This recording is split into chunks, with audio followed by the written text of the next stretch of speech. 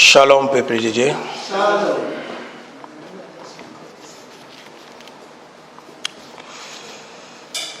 Topamboli susu nzambe po na ngonga oyo permettre biso kokutana susu liboso na bino. Nzambe na biso azwa lokumu. Amen. Eza hasard te. Au Bible ezotalisa biso dans toutes circonstances to ebakokomisa kaka nkombo na Nzambe. C'était prévu, c'était notre frère Berger Kumbo, frère Gauthier, il est moutanga kasisa aujourd'hui, enseignement naïe sur les 7 lettres. Mais santé dérangée, yango asengi kenengeza boye, koyeba kozwa relève que peuple na Nzambe quand même, mais besoin quelque chose n'a pas rien Nzambe. Topusani aujourd'hui, qu'on partage pensée Nzambe oyo atien biso na cœur, koyeba la pensée de l'Éternel selon ma cominaye. Na pesi Nzambe merci parce que azamalamu oya permettre ngai ya côté le maliboso na bino. Ya koyeba ko partager na bino lisusu o ezali osa na ye et pas ya peuple na ye. Na lombango tolingi to partager na biso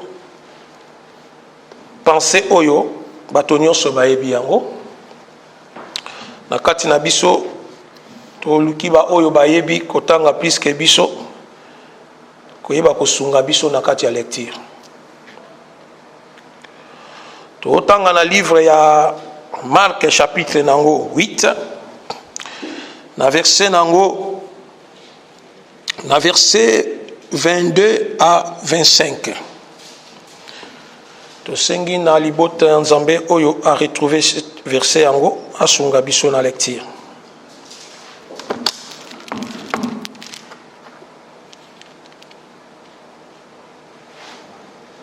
Marc chapitre 8, versets 22 à 25.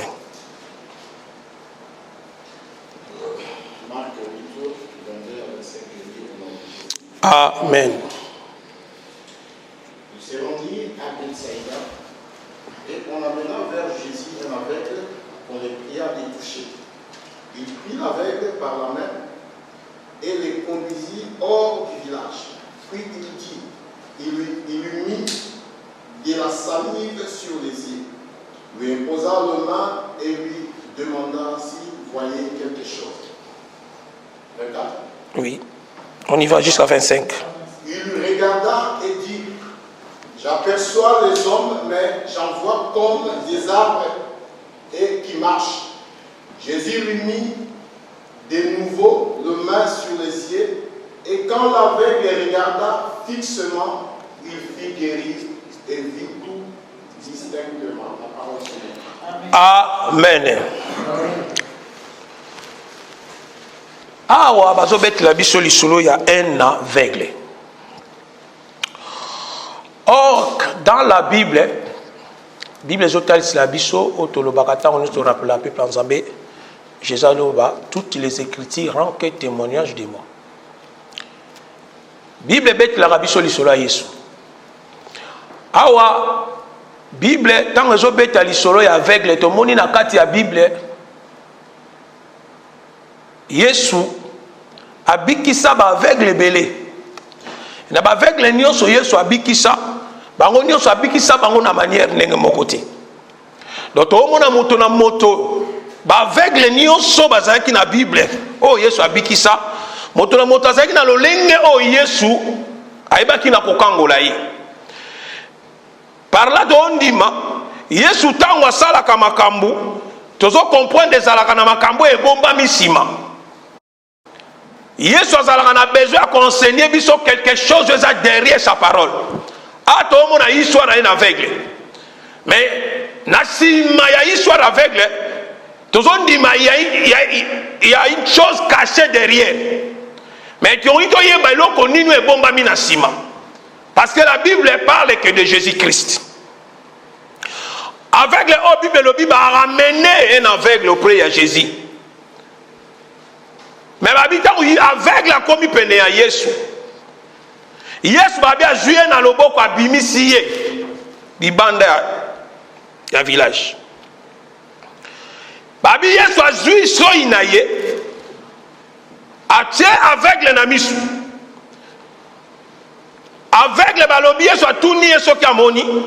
Avec la lobby, nazomona batu loko la banzete bazo kotambola. Donc c'est-à-dire avec la moni na numala mutie. Azomona batu loko la banzete. Donc azana difficulté à komona. Et balobi Yesu pour la deuxième fois a répété même acte. Balobi avec les harmonies claires maintenant. Harmonie vraiment claire. Problème est ali, toyeba pourquoi détawana aveugle, amoni batu lokola banzete, aveugle et après, aye komona clair. Donc c'est-à-dire il y a quelque chose où est à bomba manasima. Parce que tout le monde pas bâtiment mon mbala moko. Mais pas aveugle babi amoni mbala mon côté, amoni batu lokola banzete et pour la deuxième fois de amoni clair.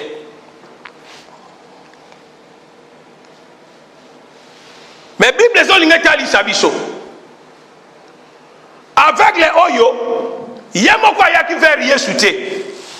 Ezalaki na batu ne ba ramena kiye, ba yaki na yo auprès ya Jésus. Mais batu wana batangeli biso batu angote. Balobi kaka batu ba memi avec auprès ya Jésus.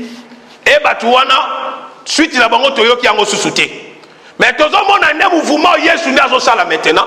Ya kozo aveugle, ya kotia Yesu inamisu, pe aveugle comme on a batuloko banzete et deuxième fois, Yesu kotia sous soyi aveugle ndazo mona batu clair. Maintenant tikali musala nde ya Yesu. Ezalaki su musala ya batu ba memaki aveugle auprès à Jésus. Oh que ton dima, Yesu tanga olongola soyi, atia aveugle na misu. C'est la parole.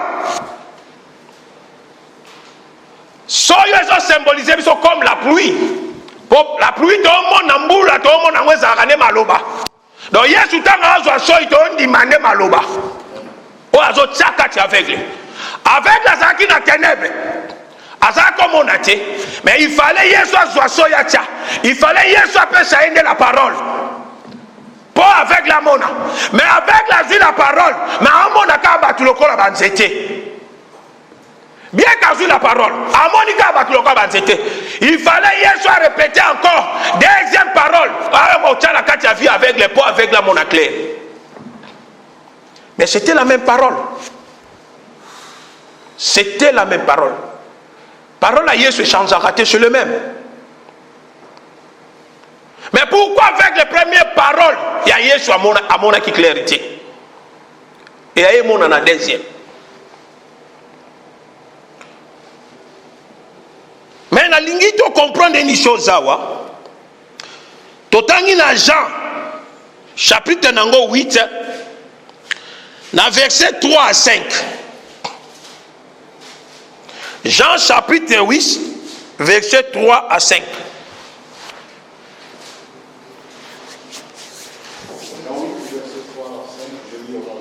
Amen.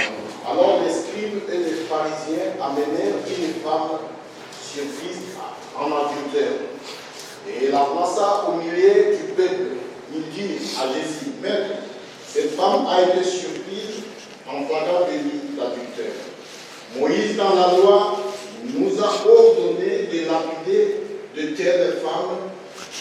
Toi donc, que dis-tu? 6. Non, c'est bon, mon frère. Répète, s'il te plaît, papa, quoi répéter? Alors les scribes et les pharisiens amenèrent une femme surprise en adultère et en plaça au milieu du peuple. Ils dirent à Jésus, Maître, cette femme a été surprise en flagrant délit d'adultère. Moïse, dans la loi, nous a ordonné de lapider de telles femmes. Toi donc qui es du qui? Amen. Amen. Nazimbi verso po anini parce que nalingi to sa nuance moko wa nakati. Balobi ba pharisien ba scribe ba surprendre mwasi moko na ekobo. Ba ramener mwasi wana vers Jésus. Tout le monde a mouvement, tout le monde est aveugle. Il y avait des gens qui ont ramené l'aveugle auprès de Jésus. Mais tout le monde a mouvement, Moussoussou. Balobi va pharisien, va scribe, va ramener une femme auprès de Jésus. Mais tout le monde est nuance changé. Tant que vous avez amené auprès de Jésus, vous avez ramené cette femme. Non. Pour la femme, on a joie. La parole de Jésus, mais pour être allé accuser, bah même moi je ne peux pas accuser et condamner auprès de Jésus. Évitez ces choses on comprendre ngaya. Bah même moi si wana, bah yena Yesu, to si prendre moi na moi si on a ekobo. Mais loi à Moïse, et l'obina biso, choki to si prendre boye. Il faut toi ko lapider ko bomaye na mabanga. Bongo yo maître lobinini. Maître yo lobinini. Problème ya batuana. Ba pharisien ba scribe. Problème na bango, c'était pas cette femme à joie vie. Problème na bango c'est qui femme oya ça la condamné. Femme oya kufande. Mais ok, un groupe musu de moni aveugle. Bazo même être cet aveugle auprès de Jésus pour aller voir la vie. Bah même aveugle. Pene à Yesu. Pour Yesu a touché cet aveugle. Groupe wana va comprendre que n'est ça boye.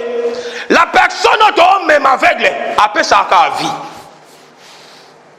Mais l'autre groupe, la loi à Moïse est qu'on peut s'inviter. La loi à Moïse est qui peut être condamné.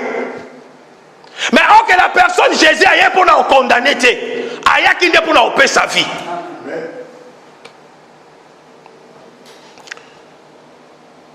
Ton dima. Tant que la Bible est habituée aveugle.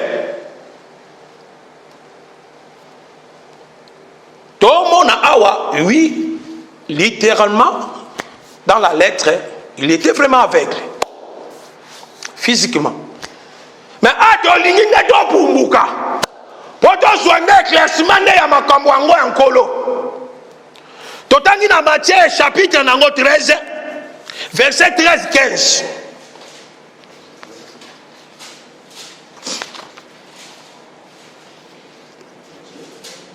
Matthieu chapitre 13,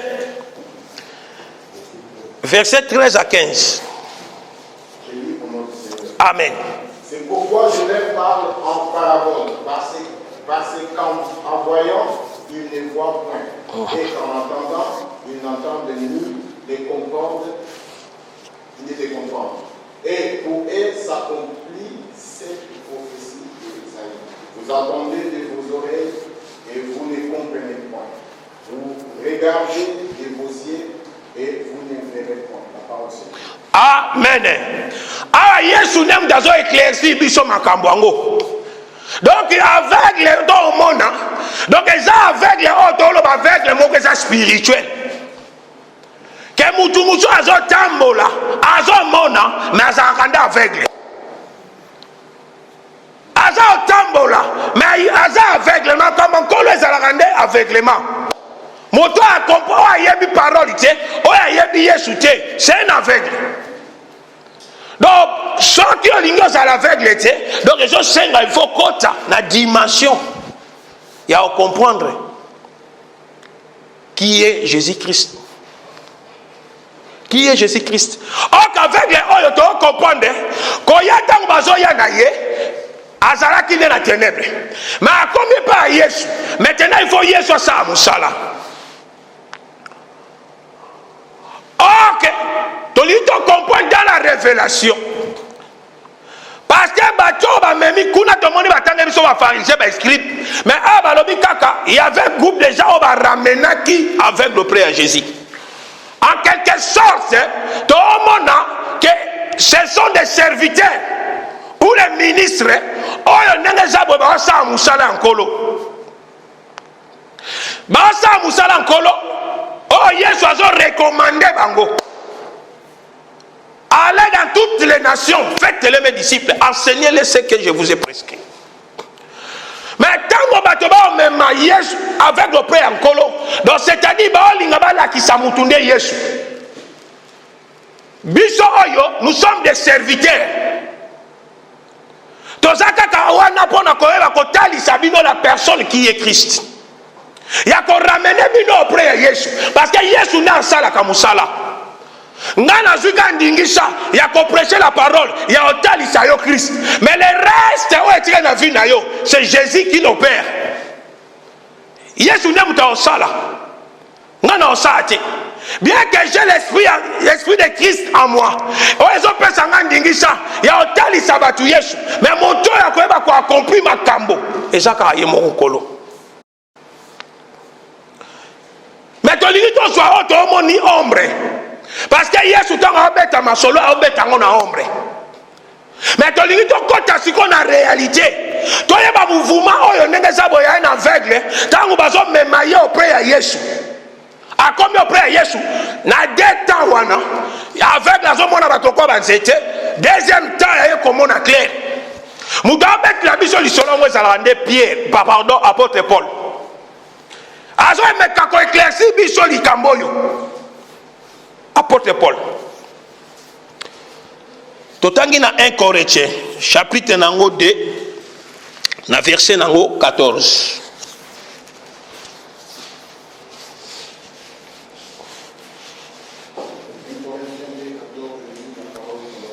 Amen. Mais l'homme animal ne reçoit pas les choses de l'Esprit de Dieu, car elles sont une folie pour lui.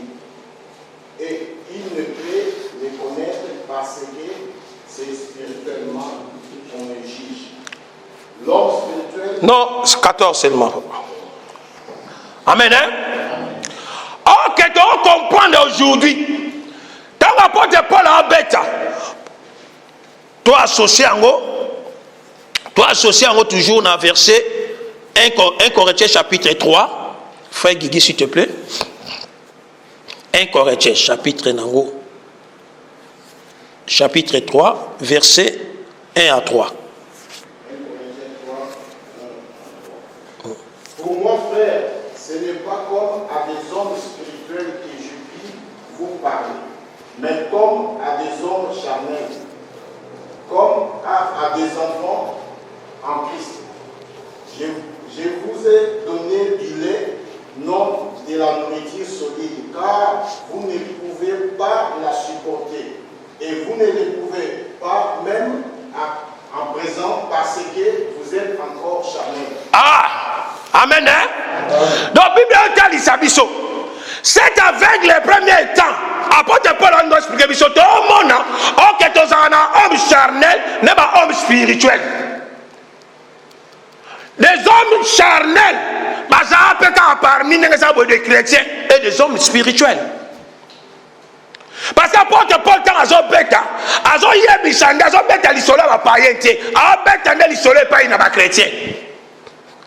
parce que bazo se comporter bizarrement.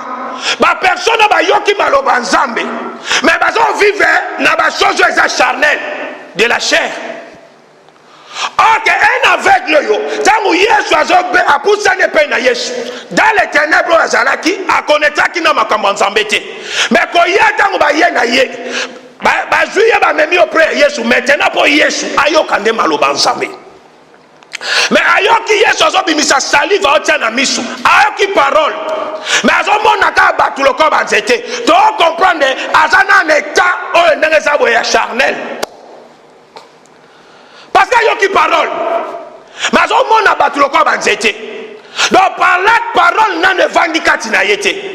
Bien qu'ayoki na ye, parole ayoki azoko mettre en pratique. C'est par là que mon ana nucléarité pour na ye maloba oyo ezaka na ye lokola folie pa na ye azoko mettre en pratique. C'est par là que mon ana nucléarité Donc en quelque sorte vie na ye et ça toujours qu'autant ça marche charnellement. Aza toujours des choses et charnel. Mais bien qu'il y ait qui maloba, bien que mi se font moi mieux, mais clairement à monina nous malamouté. Azuna maloba nkolo penza en considération te. Et vandina nous penda katine te nane bango salis misala te. Parce que mouton li lobe vandi katina ye, vina ye otika le même te. Mouton malobe koti katina recevoir la vraie parole. Otika la tienne les les choses ezali charnel. Yango apôtre Paul aloba na ope sabino miliki. Na ope sabino biloko mza moku ate. Na ope sabino mili parce que vous êtes encore charnel. Mais pourquoi apôtre Paul a ope sabino miliki? Parce qu'à l'objet, j'ai ça en vous. Il y a des disputes, des problèmes par-ci, par-là. Mais homme spirituel, à cause de marcher bon côté. Ce sont des œuvres, il y a des hommes charnels, qui se comportent. Parce que vous êtes des chrétiens. Mais comment quand il s'agit des choses déjà charnelles, donc vous êtes des enfants encore. Vous en avez toujours charnel, vous comprenez ma embêté. Parce que vous devez comprendre ma embêté. Alors, qu'on n'a pas naïe et qu'on résiste, qu'on va dater. Mais pourquoi ils ont résisté? Donc par là, tu dois comprendre. C'est aveugle, la première temps naïe, tout le monde a zana nous charnel. Apôtre Paul t'a expliqué, Bisson. Il faut appeler ça bango milik. Na fungoli parenthèse, moko. Il faut te partager dans ndeko. Ndeko moka lobi non. Omoni miliki ndenge za boye, c'est important na vie ya mutu. Quel que soit na bo bébé, quel que soit la ki bon paka, miliki c'est important kaka. Mais apôtre Paul a lobi a opé sa bango miliki, a opé sa bango biloko za muku ate po bazana charnel na ba ko kité. Soki miliki donc mutu azo miliki ana na terre buka muku ate. Minu na ekembité. De photo pesa yo miliki. Oh, notre sœur alingara ming. Ah, te. Frère Fortine, nga bloko wana ngeza boyo miliki wala ngalinga ngo. Tenga linga mukuwa. Sœur wana lingi mukuwa na sorti moko boboya. Ya linga nga mukuwa miliki alingite. Mais ndeko na lobi miliki est important. Frère moi lobi miliki frère parti est important. Même bébé, même mon paka. Abiku tu mon paka so pe mino esili ngeza boye. Oh, monite miliki ngeza ba ozonga la miliki. Amen, déco, amen, amen. Mais l'hôpital, on a pensé, on a commis place, inspiration, moko yilinga. Oui, c'est vrai, de quoi ça qui a raison. Mais quelque part, Nzambe, ayeba ki c'est l'eau comme moko pona sunga sunde kowana. Or que tout le monde, apôtre Paul a opé sa miliki. Parce que ayebi azo mema bango quelque part. Si à un moment il faut pas comme en étape ya kolia pe mukuwa ba kotika kana milikité. Il faut mema bango tina niveau wana ya kokenelia mikuwa. Ba otika na niveau wana te. Mais on que tant bato ba comme na niveau olia mikuwa, to comprendre c'est ka comme mpaka. Mine komeli. Yango pesi est force des enseignement contre vandi. Il y a une force maintenant au bout comme Mikoua. Bon, nous avons ça aux assoutés. En temps maintenant, selon la parole. Azana préciser la parole. Donc, tant au bout comme Mikoua, c'est-à-dire à quel mina maloba. Mais un moment, na rejoint d'un décotant à l'objet qui était, à qui m'a pas peine ça va me la mi que ça important. Oui, amen. Mais pourquoi comme me la sous milik? Parce que n'est ça va y avoir des gens au bout comme Mikoua. Ayebi na buka za déjà kokemba. Donc pour na ye miliki. Eza na ngopa na ye eloko ngobanga te. A melane miliki parce que ça déjà kokemba. Ya ngokuna domo na plus loin de ça boye. Bible sur le balabiso jusqu'à la perfection. Donc il faut ma apôtre baza wana ba mema biso jusqu'à la perfection. Donc mutu aza perfectionné déjà a kembi na maloba nzambe. Pour na ye miliki et l'obélé le consulter. Alors on a facilité mais la miliki parce qu'il y a déjà on est au bout comme quoi. Mais ce qu'on est au bout comme quoi te. Donc vin na yo etika ka na miliki. Etika na miliki. C'est par là que l'apôtre Paul expliquait biso. Tout le monde ndeko oyo aveugle, azaki n'état n'engeza boye. Première étape na yo azalaki na yango, ezalaki il faut azwa miliki. Première étape na ye. Parce que moni batlo kwa banzete. Ayoki ne parole. Kaka la même parole. Parole change à quitter. Kaka la même parole oya yoki. Totangi 1 Corinthiens.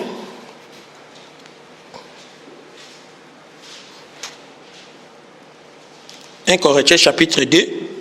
Tozun kana 1 Corinthiens chapitre 2 wana.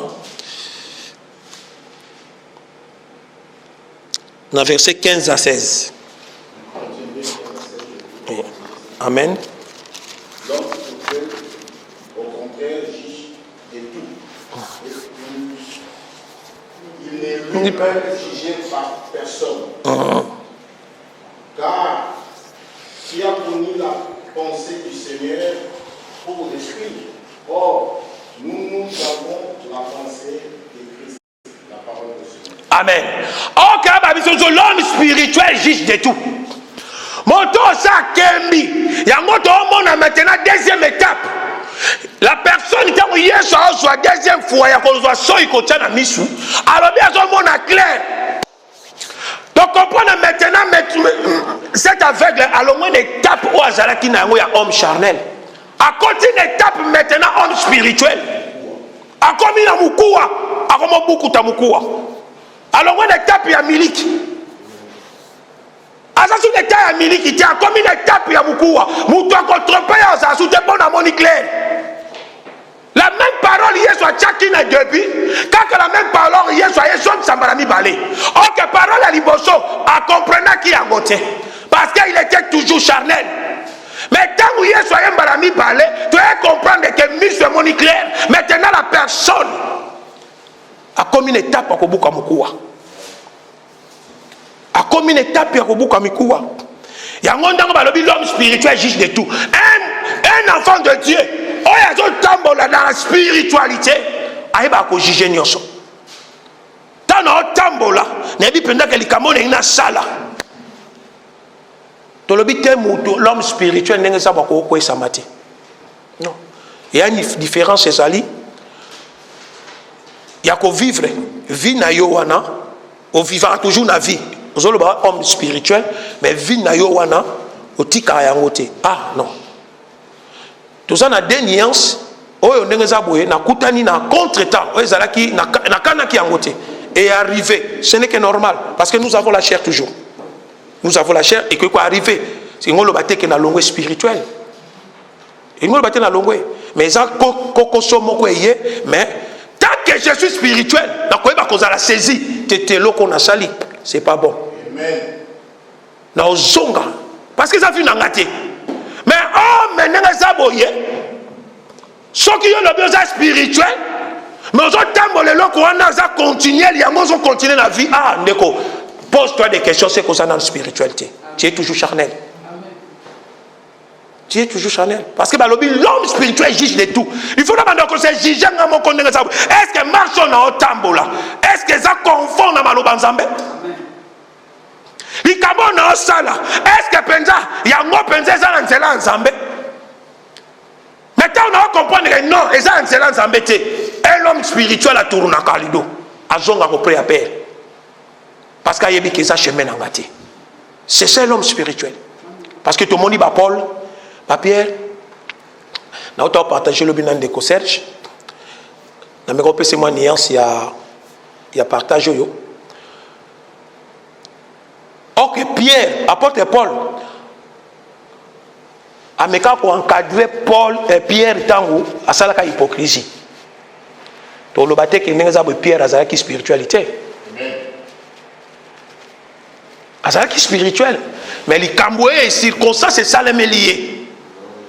A permettre yenenga za boime tangu liloba ndeko na yeye na parole ouais j'ai encadrement ya vie en zone salanzela il a compris directement a continuer qui soutient à se renoncer qui c'est ça l'homme spirituel.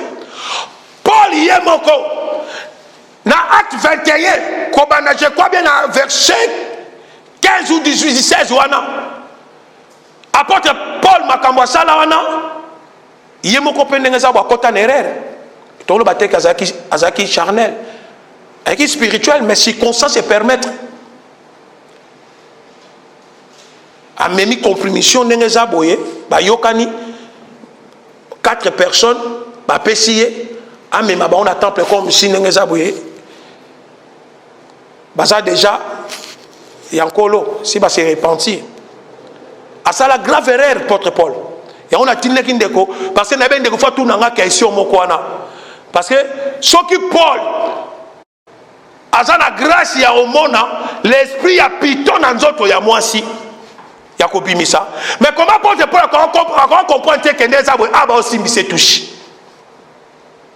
donc c'est qu'il était d'accord andima kinaye mais des choses où est salamati donc pour te dire il y a monté qu'on la spiritualité et arrivé circonstance mais tant qu'il est spirituel à se ressaisir à zongi nanzela donc tout le monde une étape yami balé l'aveugle n'a a changé de dimension atikala ki kaka na dimension où homme charnalité c'est ça au koloazo senga na peuple na ye ensemble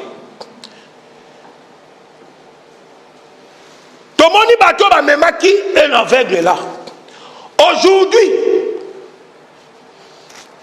biso oyo cet évangile nous avons besoin de ngezaboye ya otali saka batu ngezaboye nkolo toi ne l'homme sous tête otali sabato mais aujourd'hui tout le monde il y a d'autres personnes ou soi-disant des serviteurs bazana comportement oh ngezaboye ba pharisien ba scribe ba ramener peuple ensemble na selon makambo eza charnel parce que parce que loi moi je comprends sa vie la personne il faut que même bateau près à Yesu pour te payer sa bateau de vie mais si tu même bateau auprès à Yesu mais pour autant sa bateau des choses eza charnel donc c'est-à-dire là la personne va même bateau bango nyonso baza charnel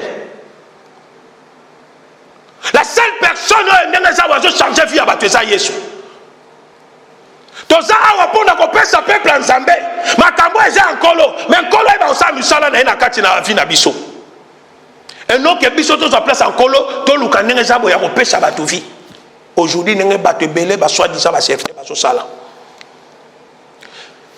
groupe wana ba comprendre que biso to ana vie ya pesa avec l'autre mais la personne a pesa vie za Yesu biso to zwaka la personne to même auprès à Jésus Yesu sa musala na ye on a que toi même abatu toi sabato même bango près à Yesu mais toi la sabango Yesu te toi mo la sabango mokili aujourd'hui nous aboy na quatre assemblée na biso to moni dimi to pesa rater to moni parce que c'est écrit dans la Bible tu comprends de l'élo. Mais aujourd'hui, presque 2 ans, dans ce mois de mars, mois de mars, ça 2 ans, depuis tout ça, on a qu'à salle. Mais tout ça, on a qu'à sauter. Tout ça se réunit toujours, tout ça fout à salle, n'abissons. Mais au contraire, si on a côté à Batouana, on a 5 à Badim, parce que toujours on a un problème. Toujours problème, surtout la finance. Parce qu'ils sont charnels. Bamba keko pesa batu vite ba keko pesa ndeko eza intérêt na bango pas na posa batu bazwa vite mais nous avons besoin que les gens bazwa vie batu bazwa vie to contexte ça batu les choses de ce monde dit parce que ya mokile pesa vite et pesa vite mais mabiso nulle part makambo erotikala mais nous avons besoin des gens bazwa vie on va porter basalaki qu'on ramène batou vers Jésus besoin de vie non qu'on ramène batou pas ba mona biloko mokili amen amen amen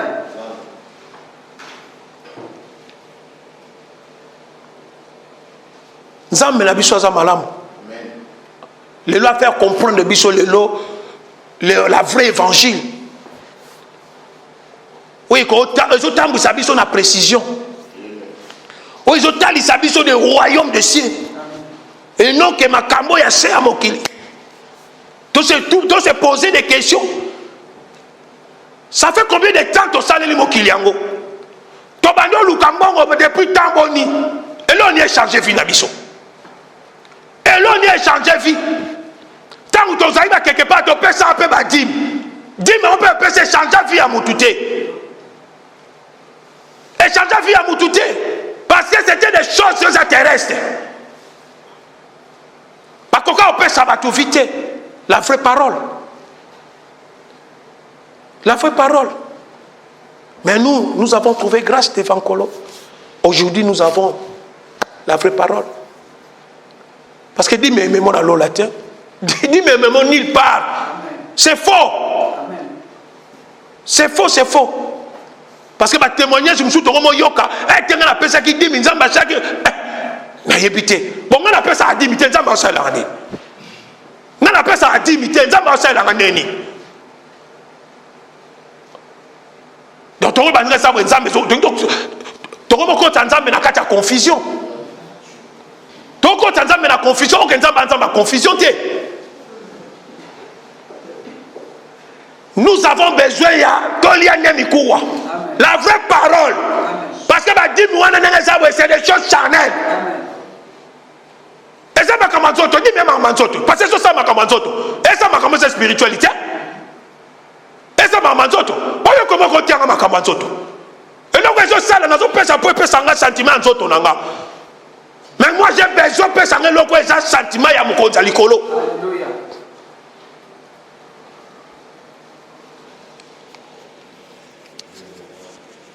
Tu pousses un liboso en colo, tu tangues dans Jean chapitre 1.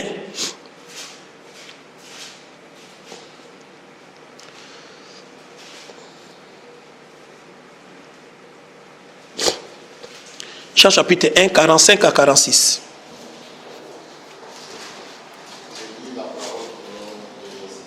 Amen. Philippe rencontra Nathanaël et lui dit, nous avons trouvé celui de qui Moïse a écrit dans la loi et dont les prophètes ont parlé, Jésus de Nazareth, fils de Joseph. Nathanaël lui dit, peut-il venir de Nazareth quelque chose de bon? Philippe lui répondit, viens et vois. La parole du Seigneur. Ah, amen. Moussala colonne dans un repos à Moyo. Il y a qu'on ramène bateau Mosika, Bayabi Yesute. Bayande va mon la personne de Jésus pour soigner la vie. Philippe t'a amené Nathaël, n'est-ce pas boyé? Ado Yebisete que Yako rejoint, n'est-ce pas boyé? Makambo Yaché à Mokilio. Mais Makambo est Yo Kaka. Oh Moïse, la loi Moïse est Loba. Oh Moïse est Loba. Oh ma prophète Masakola. Parce que Masako c'est la vie. Mouton le prophète on peut sa vie. Mais vie d'une manière comme cela, c'est pas la vie de Mokil. Parce que c'est la fille où est-ce qu'il y a un royaume. Amen. Philippe a qui clair dans le Yaka Omona. La personne de Jésus. Yo Yaka de Omona. Maintenant, voyez, à côté d'un colo à suivi.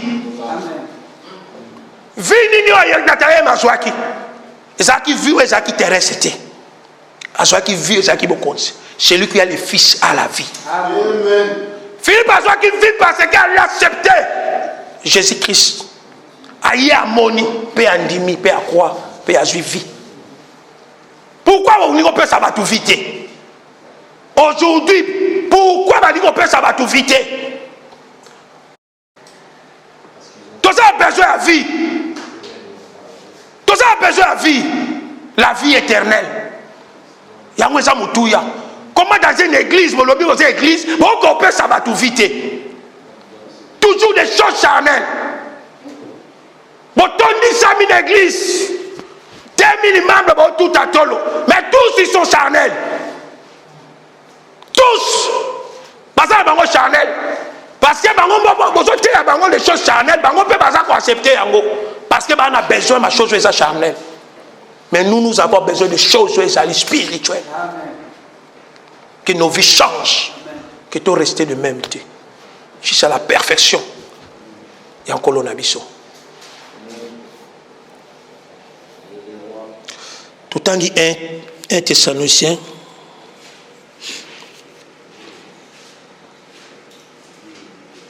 Un Thessaloniciens chapitre 1, 9 à 10.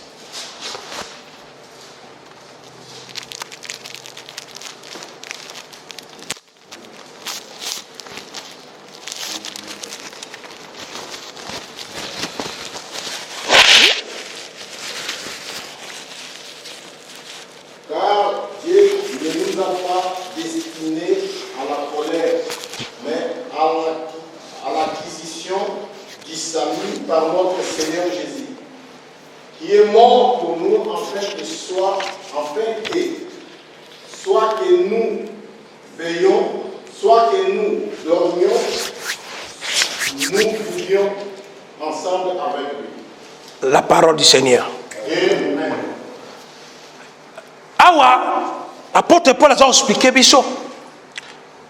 To yami maloba o ya nkolo ndenge za bwe pona sali. Pona sali pona makambo ya sete. Afin que ndenge za boye, koyeba kokutana ndenge za boye.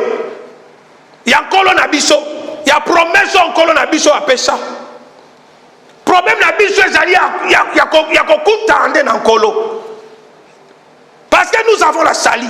Sali ezali les choses physiques.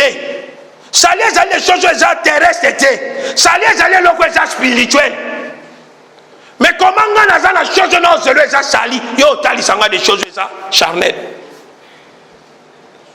Là c'est la confusion. On ramène, vous ramener le peuple en Zambé wapi.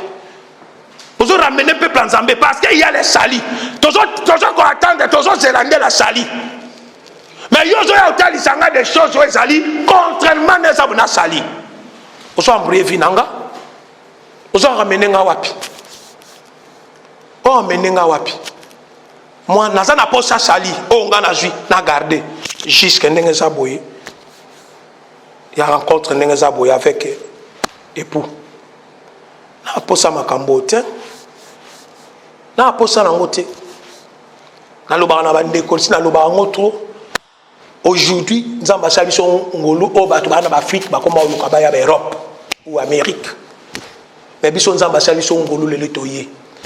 Question là se pose aka. Na outi en Afrique, na yen Europe. Na zo vivre nyonso ndenge za boyo mukile ko o esala kanga nyonso na vivre yango.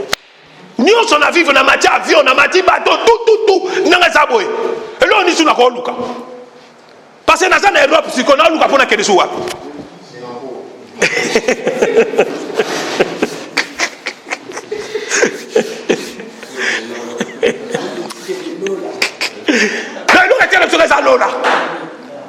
Parce que biso surtout dans une classe comme en Europe, biso la biso c'est mon union so de coloni au Lukasu. Et tu as gagné là. Papa Jimmy Achebwe.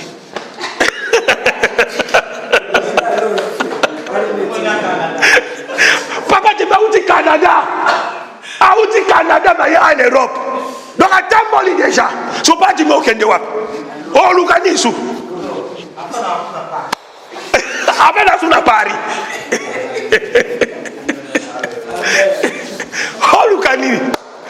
Non, tout le monde. Sur la même partie, mais nous sommes gauche, il doit pas dire, nous Lukani, oh Lukani parti. Les Ougandais, ça va faire partie. Na mona na Canada, tu n'as pas le Canada. Mais je vous dis Canada, il y a Europe, au monde, Amérique, Europe, donc n'a évité. Oh Lukasuni. Ah, bon, le basi.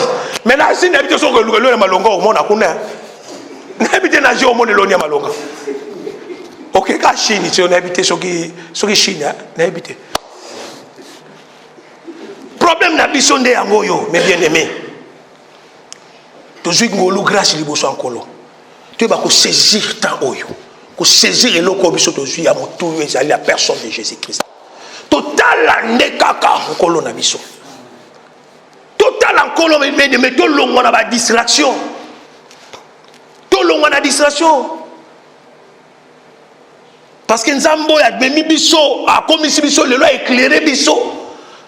Parce que la personne aveugle tango ebutunano ayebi azana la flou na misu na ye. Aujourd'hui to mona ba te belé to lo évangile ba te belé ba mona biso kwa ba fou. De quoi ba fou. Mais ok, il y a les salis dans cet évangile. Il y a précision. Il y a précision. Oh, trompé ngati ngapa na bato kosanga. Na évangile yo yo kosanga susu. N'habitez n'habitez pas sur yo kosanga. Parce que mi se fongwami. Na lié mukuwa. Na lié mukuwa. Oh, ça lo yo trompé ngasuté. Ça lo trompé ngate. Et puis mettons qui m'embarque, pardon s'il te plaît. Non, il y a aussi ça ma cambote. Galates 5,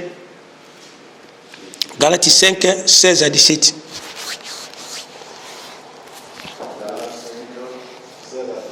Amen. Je dis donc, marchez selon l'esprit et vous n'accomplirez pas le désir de la chair.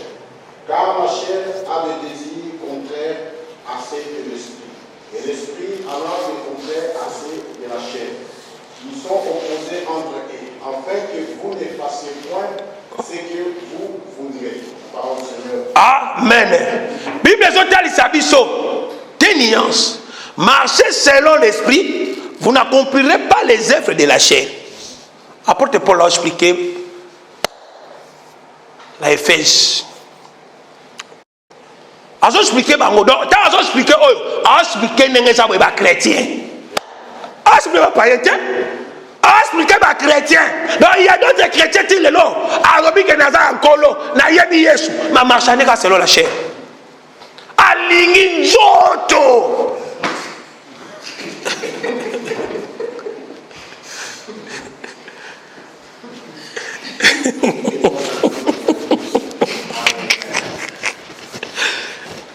Or que mouton est conduit par l'esprit à Bomakanzoto.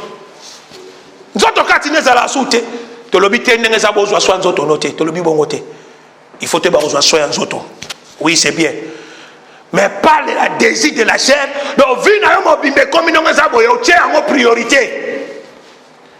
Le désir de la chair. Oyo kakuna nenge za boye likambo ya mukili mbango ke. Oyo et surtout bon, na évité et surtout nos saints. Et le connaît ça boye ça ma casse parce que na on vit tous vivre frère.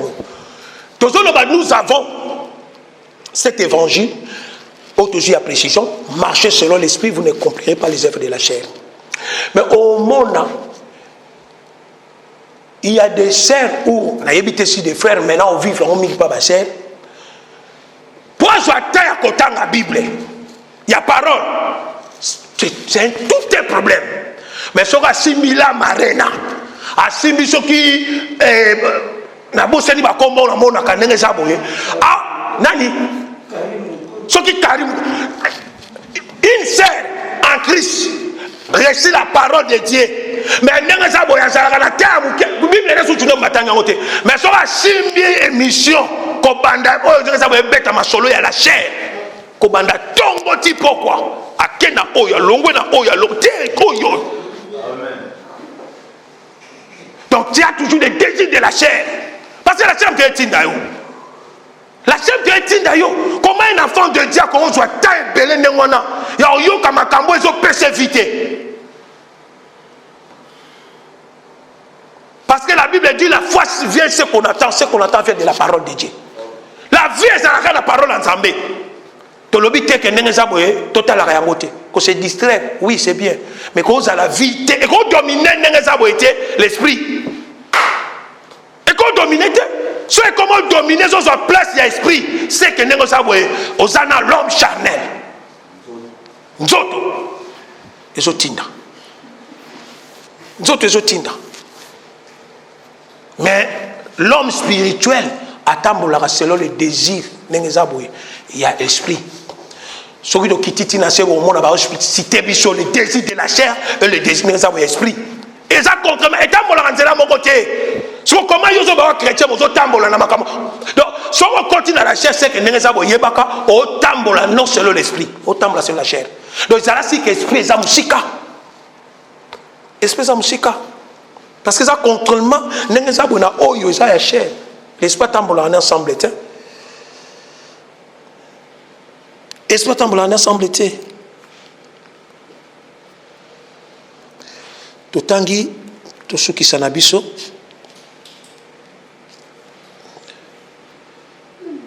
totangi Actes chapitre 5 verset 42.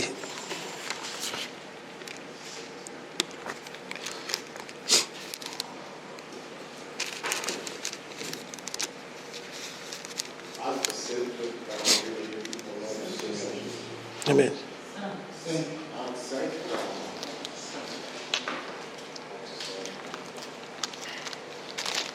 Et chaque jour, dans les temples et dans les maisons, il ne cessait d'enseigner et Amen. Bible tel sabiso. Chaque jour dans le temple, dans la maison, les apôtres été côté ya maloba nzambe. D'autre part, tout le monde dans Actes, je crois 5 2, je crois 42, balobi il s'est persévéré aux enseignements des apôtres. Donc muto yambi Yesu. Oya ndimi nkolo. Vina ye mobimba. A muto o fa umela toujours na présence en kolo. Parce que babi il s'est persévéré aux enseignements. Ba côté kuna bazaki toujours dans le temple dans la maison côté ya. Ba ote ya banani. Ce sont des fidèles o yambi Yesu. Ba na besoin ba longo étape o bazana ngo. Ya miliki pour ba comme en étape ya mukuwa. Pour comme en étape ya mukuwa, il faut accepter l'enseignement. Il faut apprendre. Parce que si on doit apprendre, on lit un bout comme mukuwa ndengeni. Il faut malobe kota katina yo. Yango ba peuple abere balobe chaque fois ba tei ba maloba, bazala ki kokende ba vérifier les écritures. So ba moni clarté ba zongi yo prendre les aboy. Pour nous kotalisa. Alors peuple ensemble, soko lingi comme ami, oyeba obuka mukuwa, umela na se makolo nkolo. Na enseignement. Umela na enseignement, yango ne peut so force, ya oyeba obuka mukuwa. Soko lingi enseignement te, okoyeba toujours kotika na miliki. Vino etikali miliki. Vino échanger sous te. Bon, nzambe muta changeaka. Via moto. Mais soki yo tikali wana yeba miliki na miliki. Miliki na miliki. Mais nzambe na biso aza pour ça problème na ye perfection. To tika na miliki te. To atteindre niveau où ezali ya obuka mikowa. Niveau où ezali spirituel.